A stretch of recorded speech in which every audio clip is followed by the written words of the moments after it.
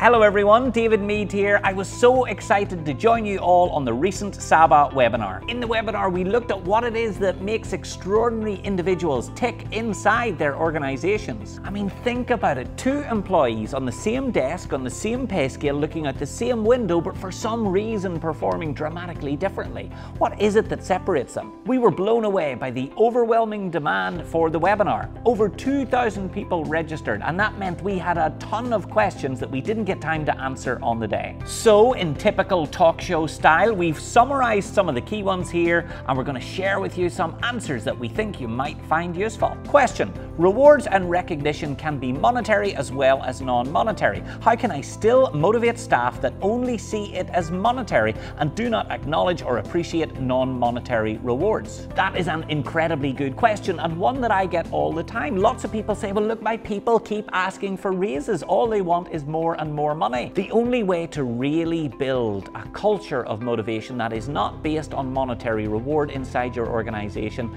is through active dialogue, is through real-time participation in where the organization is going, and by giving great feedback as much as you possibly can and as frequently as you possibly can. So if you're worried that money is the only thing that motivates your team, or if that's the only thing that you hear back from them when you're having these conversations, I need to encourage you to press a really big reset button on how you engage with them. A great way to do that is to make sure that you have consistency in the delivery of your HR interactions.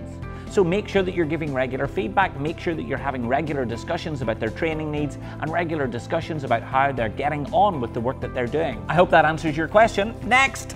How do you engage a department where staff are spread out across 35 different locations and working shift work, such as at a hospital emergency department or in any form of shift or manufacturing role? This rings a bell. I worked with an international software company who was in exactly the same scenario. They were spread across nearly 60 locations, not only in the United States but beyond as well. They needed to make their team feel so connected. So they came up with sprints. 4-week challenges that the team needed to do that were completely unconnected to their work. Sometimes they spent 4 weeks learning Mandarin. Sometimes they spent 4 weeks working on their spelling and doing fun interactive spelling bees as part of a learning platform. In doing this, it allowed them to get together. It allowed them to have a shared challenge. They built grit and perseverance, and ultimately, lots of them failed along the way, and in doing so, it built a unified team that could talk about their challenges and their successes, even though they weren't in the same shift. So, start to challenge your team. How do you motivate a group of people within a particular department that are very introverted and don't like to participate or be engaged? The last few years, I've read a lot of research about the power that introverts and quiet and shy people have inside our organizations. We need to reward and recognize them in a way that meets them at their point of need. So it's not always about certificates, it's not always about medals, it's not always about big award ceremonies.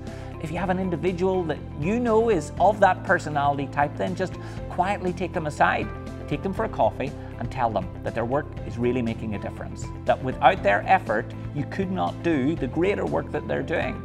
They are co-authors of where you are going as an organization, and you couldn't do it without them. Quietly recognize their work and you'll instantly see the difference. In Ireland, we usually do that with alcohol, but your mileage may vary. Next question. How do you motivate a team that has performed well in earlier months but are now consistently performing at a lower rate? How can I get them back up to those high performance levels through engagement and motivation? A really common problem for organizations that have very similar sales or productivity cycles. The trick is you need to create short, exciting periods where you shake up what it is that they're doing. Maybe they focus on a different territory for 2 weeks, and that's all that matters for that 2 weeks. Another technique is to have them for 4 weeks focus on another business. Now stick with me, I know that sounds silly. Have them consider, we're doing this right now, but if we were Google, or if we were Facebook, or if we were McDonald's, how would we be doing this differently? And use that as the lens through which they look at that 4-week period. I know it sounds silly, but asking yourself as a software company, if you were McDonald's, how would you do this job? In the middle of a sales cycle, that can push a really great reset button. And remember, it allows for lots of great opportunities for you to collaborate in your talent management platform, to share successes and talk about the things that aren't working well. And I promise you, it's a lot of fun. How can you create incentives for team collaboration, especially cross-functional or across different business units? Few things drive internal team collaboration than the ability to celebrate the great work of the people around you. Recognition doesn't need to come from managers or leaders, and I have found teams that collaborate well and build their motivation collectively are the ones that say, do you know what, you did a good job. Lisa, I really appreciate your effort. Frank, thank you so much for going that extra mile. When they can recognize and celebrate and reward in that way, without an actual physical reward, just with the recognition and conversation piece, makes a really big difference. It starts to gel that team together in a permanent fashion. So we need to provide opportunities for this to happen. How can I track verbal thanks, rewards, activity to see its effect in my organization? It should come as no surprise to you that for me, thanks really matters. The best way to track it really is with a digital platform of some sort. Saba makes it easy, but there are lots of other ways to do it too. Think about it yourself. If you have a team of 3 or 4 or 5 people, keep a private little notebook and put a little tick in the back page every time you thank someone for their contribution. If it gets to the end of the week and you've only had 2 or 3, you're probably not recognizing the effort that those individuals are putting into making your organization great. And that's just in your little team. Imagine how challenging it can be if you're not thanking people all across the organization. That's why a talent management platform makes this so much easier. You've got to make sure that the thanks are happening or you're missing out on critical motivation, engagement, and results. What is the difference between motivation and engagement? Don't know. Next question. Just kidding. I've worked really closely with Saba and Brandon Hall over the last few years on what it is that makes motivated employees create engaged workspaces. And we've thought about this question a lot, and what we found out more than anything else is that engagement is the scorecard. Engagement is the results. Engagement is the grade that you get at the end of the year that tells you how well you've done. Motivation is part of the ingredients that go into achieving that better grade. Lots of organizations work on engagement programs and engagement strategies, but the truth is it's impossible to make sure that you get that. You've got to have all the other ingredients right first.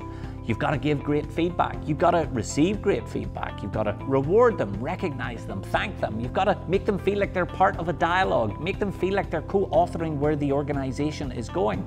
They've got to feel like they're pushing towards a horizon and that there is a direction that they're going to be a part of.